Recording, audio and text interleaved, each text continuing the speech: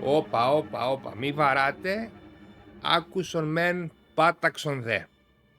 Ναι, ξέρω, ντροπή, τι είναι αυτά, υποστηρίζει δικτατορία. Λοιπόν, τελειώσατε, τέλεια. Πάμε τώρα να μιλήσουμε.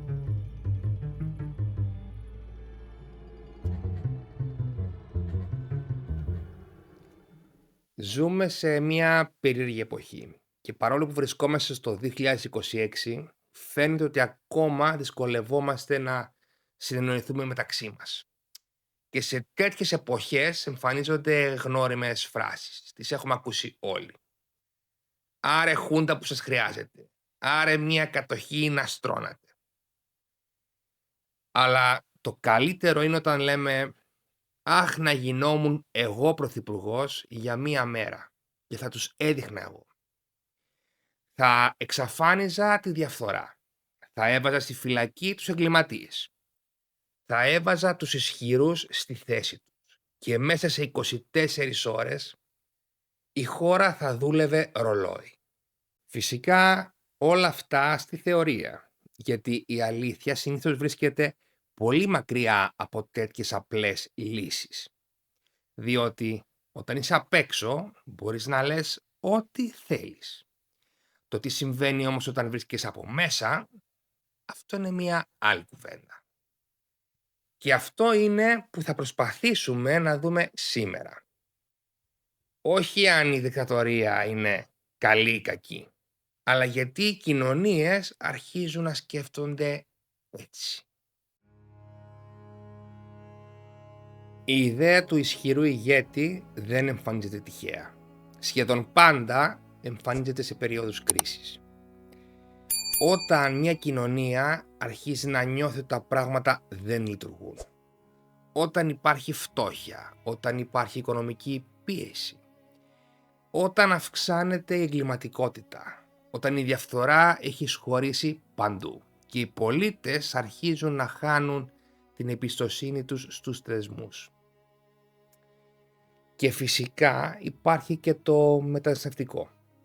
Γιατί σε περιόδους κρίσης οι κοινωνίες συχνά ψάχνουν κάποιον πιο αδύναμο για να κατηγορήσουν.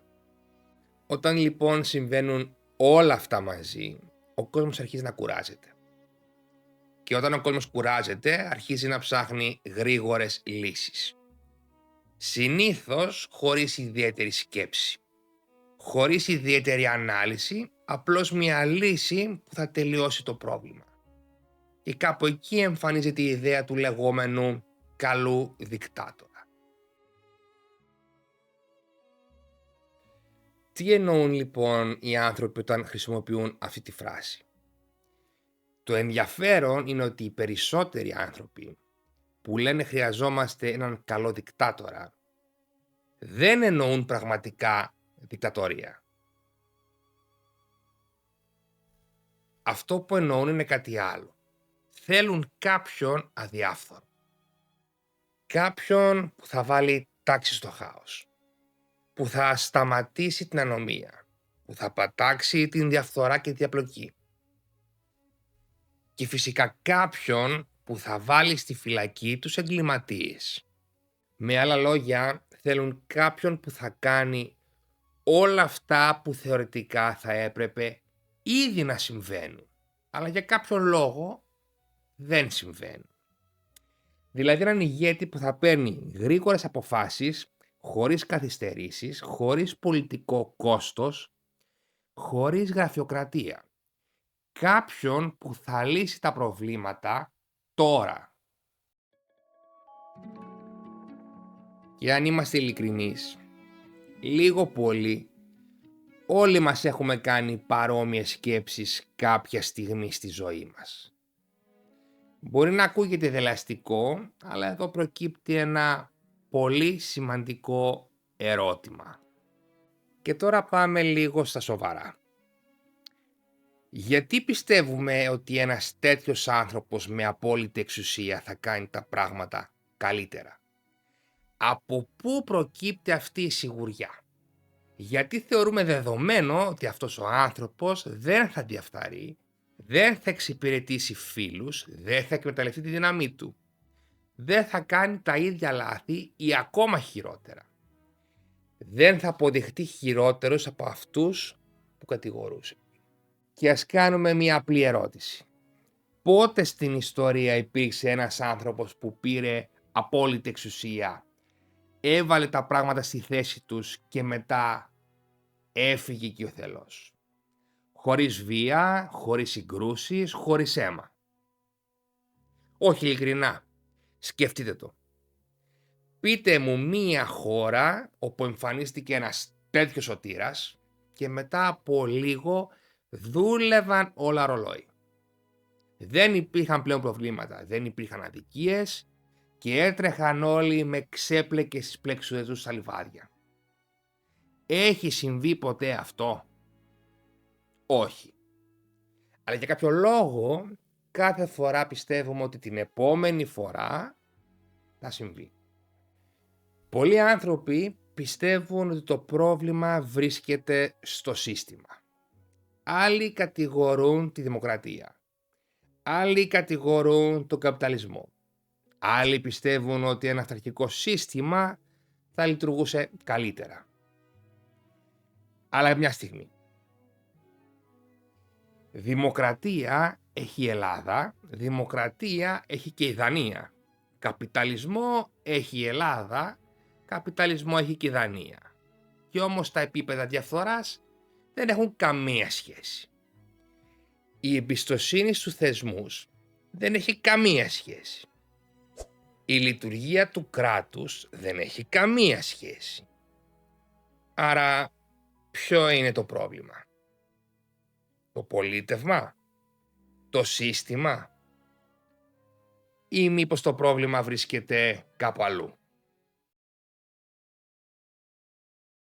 Ένα σύστημα δεν λειτουργεί από μόνο του.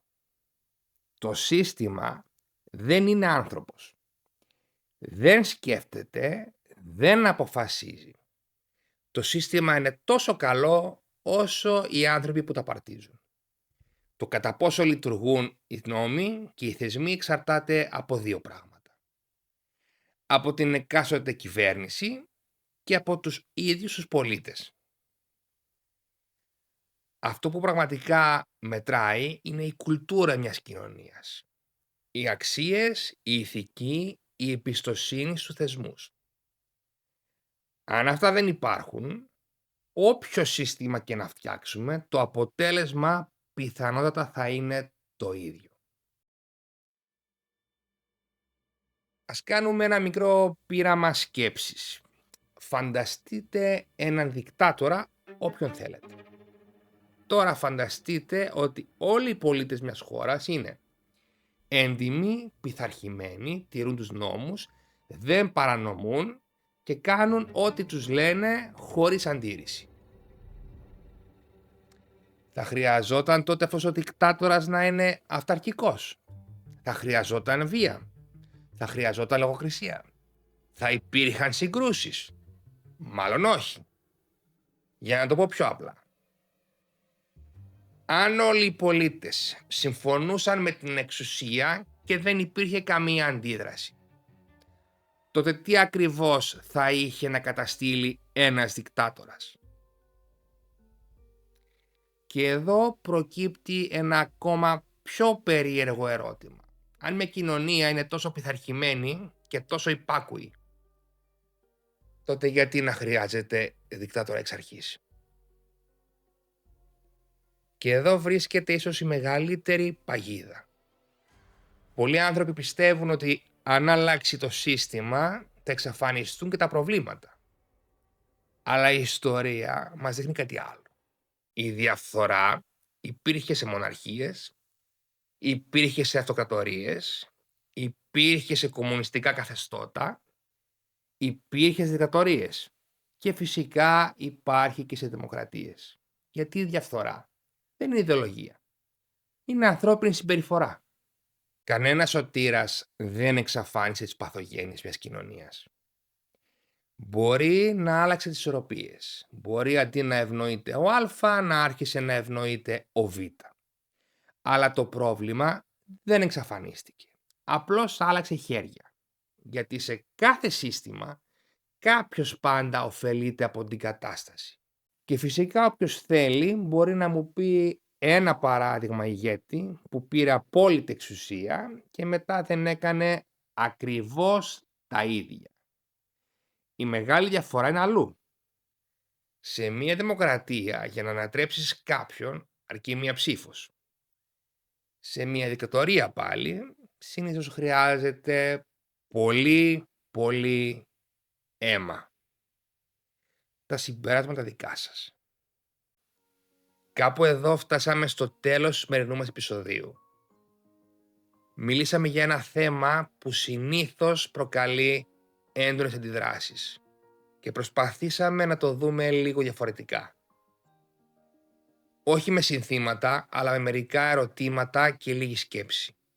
Αν σας άρεσε αυτό το βίντεο, πατήστε like και κάντε subscribe για να στηρίξετε το κανάλι. Και φυσικά γράψτε μου στα σχόλια τις δικές σας σκέψεις και απόψεις. Γιατί αυτό που με ενδιαφέρει περισσότερο είναι να ανοίγουμε νέους ορίζοντες. Να είστε όλοι καλά. Τα λέμε στο επόμενο επεισόδιο. Είμαι ο Πρόδρομος και αυτή είναι μία άλλη άποψη.